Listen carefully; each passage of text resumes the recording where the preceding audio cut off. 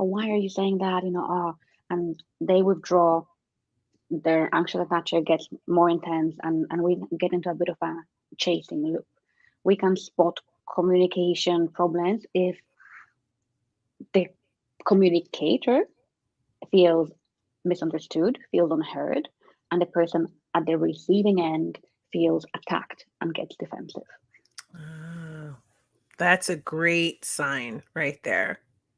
And very clear.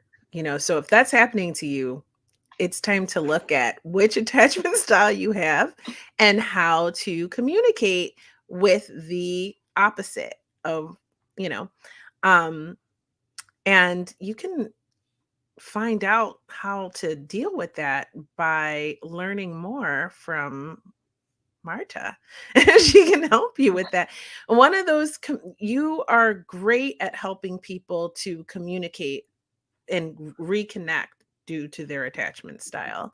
So I think most people come across this because is it true? I think I've heard this that the most common type of connection is from an anxious attacher with an avoidant attacher. Like we're like drawn to each other. Hmm.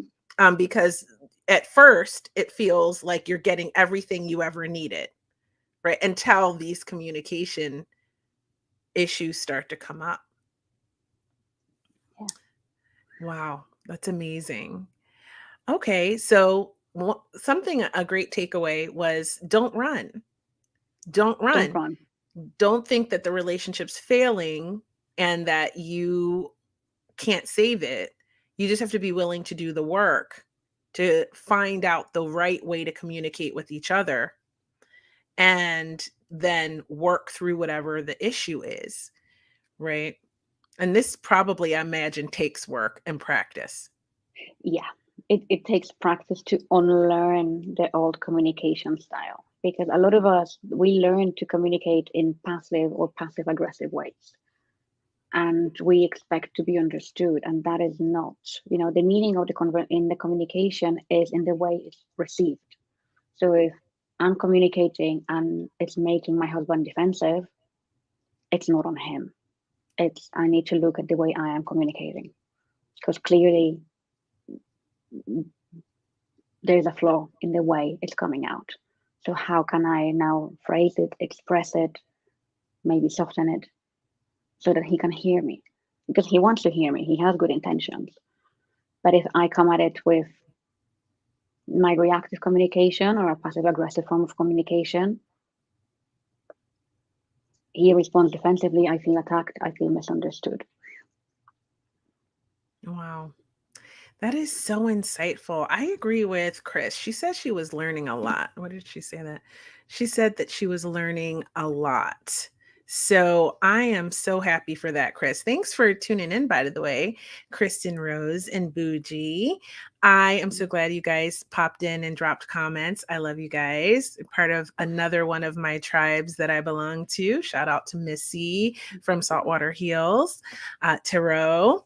So, anyway, what I wanted to say was now that we discussed having all of this information about how to go from breaking up to starting to date to increasing your odds of attracting a new type of partner, to being ready, to knowing when you're ready and going through all of that, and then meeting up with a partner and recognizing what your attachment style is, and how to effectively communicate.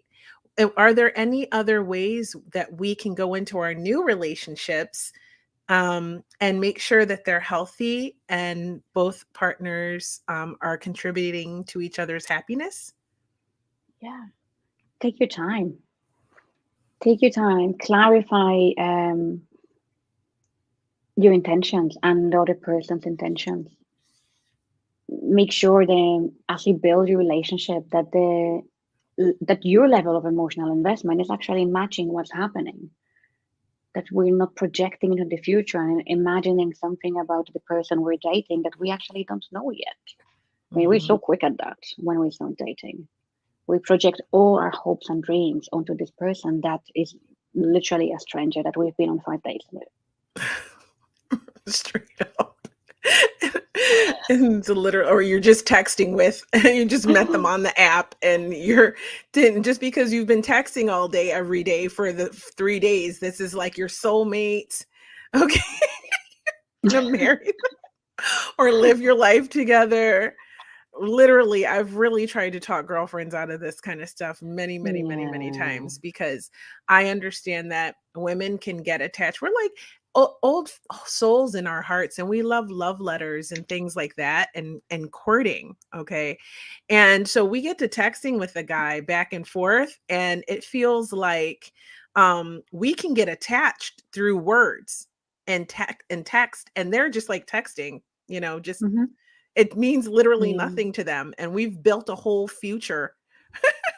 We're Yeah. world building in our minds and in our hearts. And it's a stranger we've been talking to Yeah. for 2 days, Yeah. So that's something to watch out for, to pace yourself.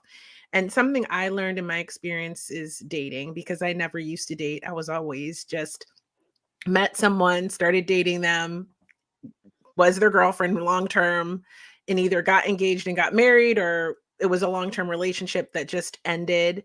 You know what I mean? And I I've learned to take my time. Like, I started dating for the first time in my 40s. Actually, you gave me the advice. I remember you were like, you should go on this dating app and just see what's out there and see how um you feel on these dates. Like, what do you feel in your body when you're in the presence Yeah. of this man? Best advice. Advice that actually works. Okay. So Yeah. I started dating. I went on Hinge, just so you guys all know which app I went on. I went on Hinge, and I started dating, and I had a handful of dates, and I actually met somebody there, and we had a great long relationship for a while, but he went off to war. And relationships, it's hard to maintain a relationship when Mm. someone's in another country in a war zone. So great guy, all that good stuff. But just couldn't work out. But I learned a lot from that whole relationship, and I learned a lot about dating and before that relationship. And one of the best things that I did was understand how my body reacted to a male. And I know I have a lot of male audience right now. A lot of men tend to watch this. And I'm gonna say this one's for the ladies, okay? This particular thing. Also, once you get to the part of like intimacy with a partner, a man, like sexually, a man can change your body chemistry. And if you notice unpleasantness in your body chemistry, like odor, for example, it can change your pH in your lady Hmm. regions, right? Take note of that. Take note of that, because that is also a way of your body speaking to Hmm. you about this connection. Okay. So, but it's really important for both men and women, I feel like, because we love the gentlemen on this platform, to take your time in these dates, and don't, overnight be I love youing someone you just met 2 weeks ago. Like, take your time. Be cautious of the male or female love bomb. Like, just be Yeah. careful. Like, it takes, I saw a video, and it was called the 3-month rule, which I don't know, these young kids, they think everything's new, but we've been doing this stuff forever. We just don't have names for it, right? We with the open casting. Well, I So didn't know like, the open casting was a name. I know it's a new trend in 2023 apparently, but it's something you've been teaching forever, right?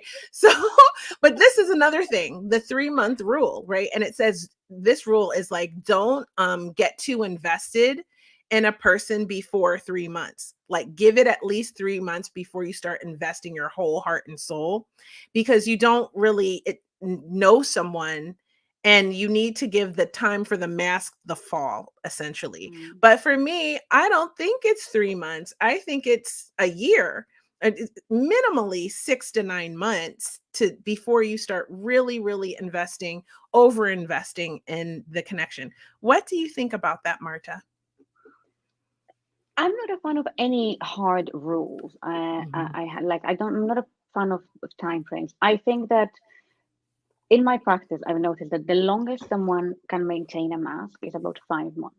So if Hmm. someone is, on the love bombing side and we're giving them a chance or they seem super perfect, usually cracks start to show sooner or later. And normally by 5 months, we know that.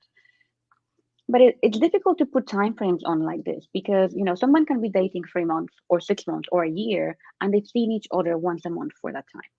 Hmm. Maybe they're long distance and they meet each other once a month, and then we have that dopamine rush, the feel good feelings because it's what our body releases